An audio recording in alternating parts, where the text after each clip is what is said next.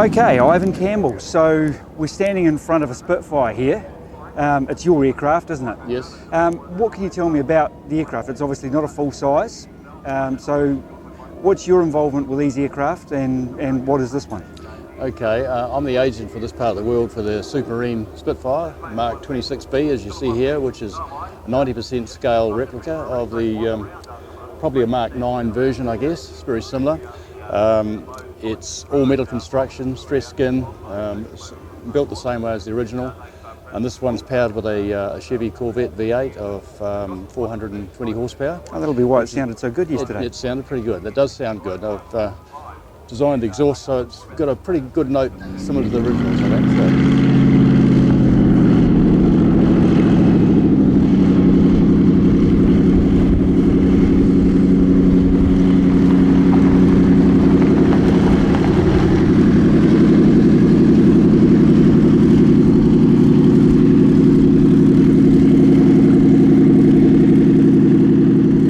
It goes very well. Its power to weight ratio is incredible. Right. It'll do 200 knots straight and level across the sky, and it'll climb at 3,500 foot a minute.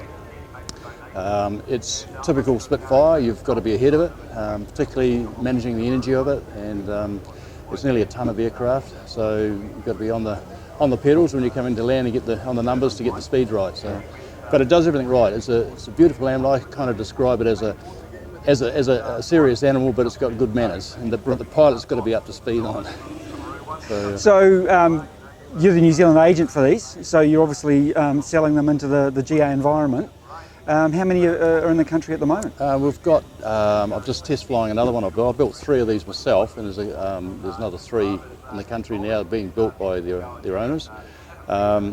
So yes, that's about the numbers for New Zealand. Right. There's a few of them flying around the world. There's probably, I reckon, probably 50 odd flying around the world with different engines. Some had smaller engines, some were slightly smaller scale in this as well.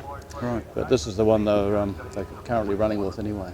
Okay. I was going to say the advantage of this one, it's 2-seat and it's dual control, so you can actually share the experience with somebody else, which is always great. Nice That's to do. always a good way to go, isn't it? Yeah. So it is a full kit aircraft. Then you say some people are building their own. So. Yes. Yep. Right. You can buy the aircraft kit itself, and then buy your engine and your prop. It's got a constant speed propeller on it, so it's very well refined over the years. They've been out there for a long time, and they've refined them right up to this point. Right, so the company's still going strong and they're still being made and sold? Yes. Yeah. They were originally from Australia, and this was the last, and this is actually the first of the bigger ones out of Australia, and then they now operate from Texas in the States. You say the pilot's got to be pretty much on the numbers with flying this thing, so somebody who's a relatively experienced GA pilot, what sort of hours do you think they'd need to be seriously considering flying something like this? If they've done some tail dragger time, in something like a Maul or a 185 is a good introduction, because managing the power of this, you can't go to full throttle on takeoff. You've got a lot of right rudder input, so you've just got to learn to manage that. I did the initial test flights on this. It took me probably 15 hours to start relaxing. 60 odd hours now, I'm sort of reasonably comfortable, but I've got great respect for it. But no, certainly if somebody really wants to train and get into it, but you need to do a bit of tail dragger work. It's a bit of experience, but it is something that's quite achievable then. Well, it is. I mean, I'm flying it, so anybody can, I think. I filmed one, I think it was one of these several years ago that Jerry Chisholm was test flying for somebody in Wanganui? Yes. So that is one of yours? I built that one for Richmond Harding, yeah. Oh, okay. Yeah. It was powered with the same engine, and Richmond has been enjoying that for a number of years now, flying around.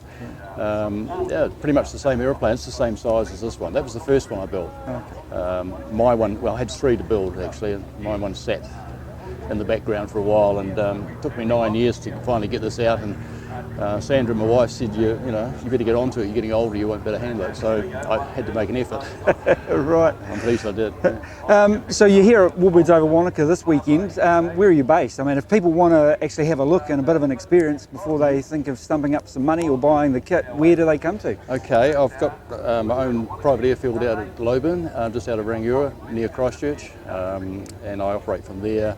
And I build the Titan T51 Mustangs there as well, and we've got a shed full of aeroplanes there at different stages, and anybody's welcome to come and have a look. And we We do host, we mix it with the community and have some car club events and things there, so we can cross-pollinate our passions, and Right. it works pretty well. So. Okay. So anybody that's interested can look on your website, presumably, and get in touch, and, Yes, and you absolutely, can go yeah. from there. Yeah, and we've themed our airfield like a 1940s airfield, so it has a bit of character about it. Okay, so a nice place to come and visit there. Absolutely, yeah.